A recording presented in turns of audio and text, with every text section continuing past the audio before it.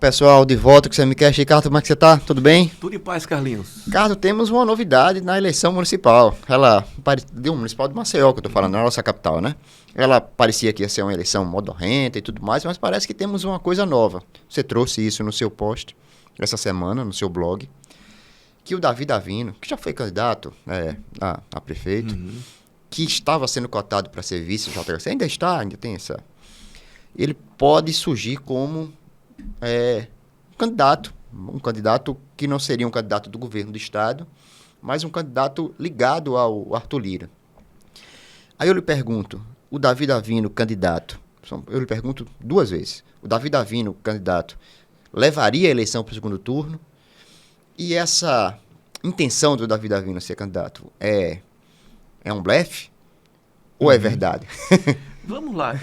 Essa história começa numa entrevista que ele, Davi Davino, concedeu ao blog. E ele falando que defendia que o PP, que é o partido dele, que é o partido do Arthur Lira, tivesse ou tenha candidatura majoritária em Maceió. Seja a prefeito ou a vice. Isso tem uma história, né? Quando da composição do novo governo, do atual governo do JHC, né, dessa última fase, enfim, depois de lei delegada, etc., a formação dessa aliança que apoia o JHC hoje, o Davi Davino seria o secretário de Saúde. Isso. Ele chegou, inclusive, aí a secretaria, conhecer todas as dependências, os postos de saúde, já como pré-secretário de Saúde, então. Mas na negociação final, ele, entre aspas, teve de renunciar à Secretaria de Saúde, porque nesta composição a Secretaria de Saúde foi para Alfredo Gaspar, em divisão com Arthur Lira. Ele abriu mão também com a promessa ou a indicação de que seria o vice de JHC. Só que o tempo foi passando. Essa história de acordo político com antecedência, isso não existe. Eu lembro até da eleição do Theo Vilela, da última eleição do Theo Vilela, né? O candidato a vice era o Alexandre Toledo, que deixou a prefeitura de Penedo para ser o vice de Theo Vilela, o acordo era esse, e de última hora José Tomás Nonô chegou com o partido dele, acho que era o PFL na época, né? DEM, PFL. Tudo a mesma coisa, né? Coisa. As letrinhas, mas é tudo a mesma coisa. E disse, não, meu partido só apoia se eu for o vice. E terminou sendo vice. No caso específico, os nomes hoje para vice de JHC são vários. Me parece que neste momento, agora, pode ser que amanhã seja diferente, o nome mais forte é o de Rodrigo Cunha. Sim. E ele foi sumindo, o Davi Davino, foi para uma secretaria absolutamente periférica, para não dizer inexistente de JHC, isso. E foi ali para o esquecimento, para o limbo, né? E, obviamente, ele se manifestou. Não creio que tenha feito isso exclusivamente por vontade própria, apesar de dizer na entrevista que fez comigo que era a posição dele, pessoal, não era do partido, mas eu acredito que tinha já ali o aval do Arthur Lira.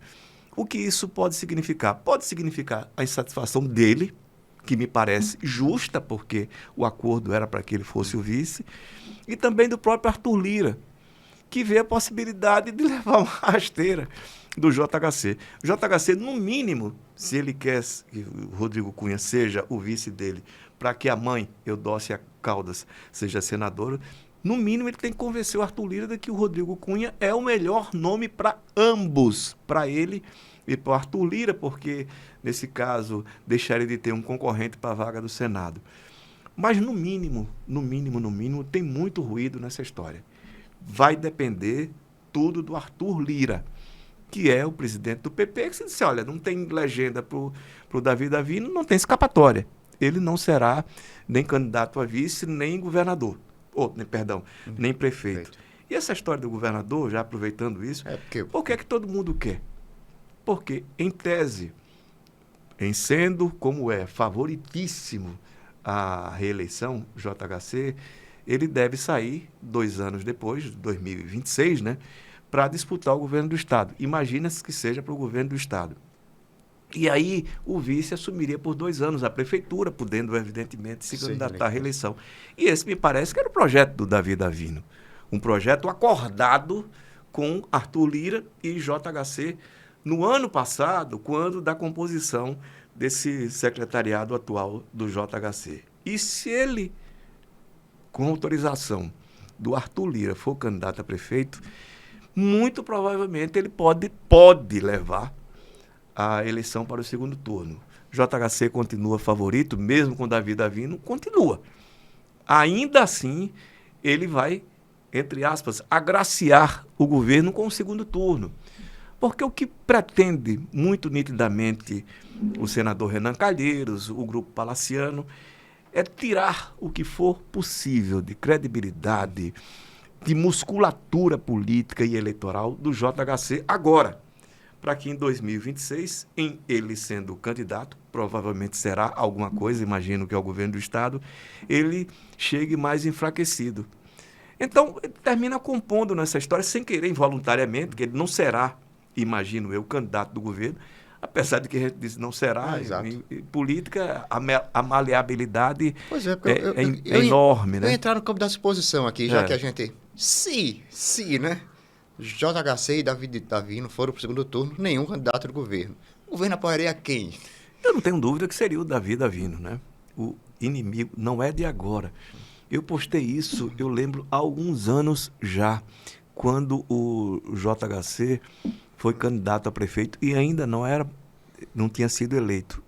Que o senador Renan Calheiros, que tem uma visão estratégica, disse: o nome a se combater pelo grupo dele no estado de Alagoas é o de JHC, em que ele via qualidades para ser uma liderança populista, e o JHC é uma liderança populista, entre aspas, moderna, né?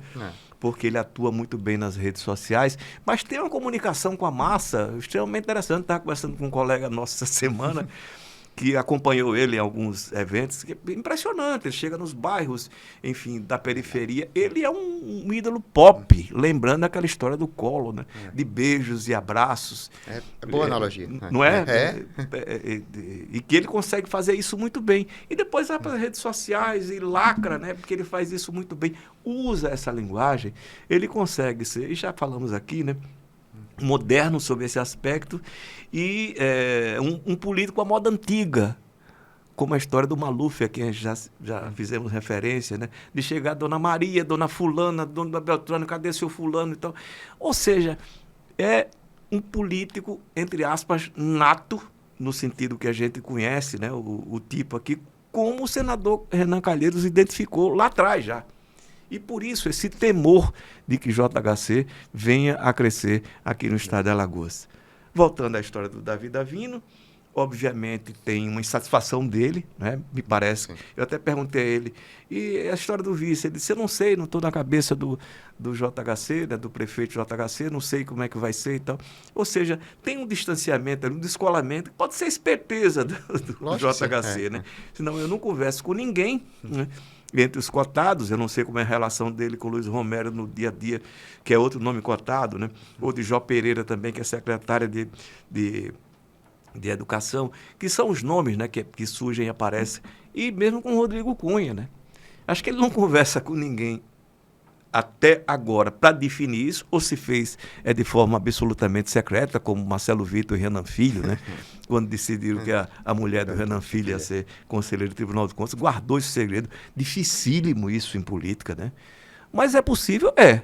Marcelo Vitor e Renan Filho demonstraram que é possível, sim, até possível guardar segredo na atividade política.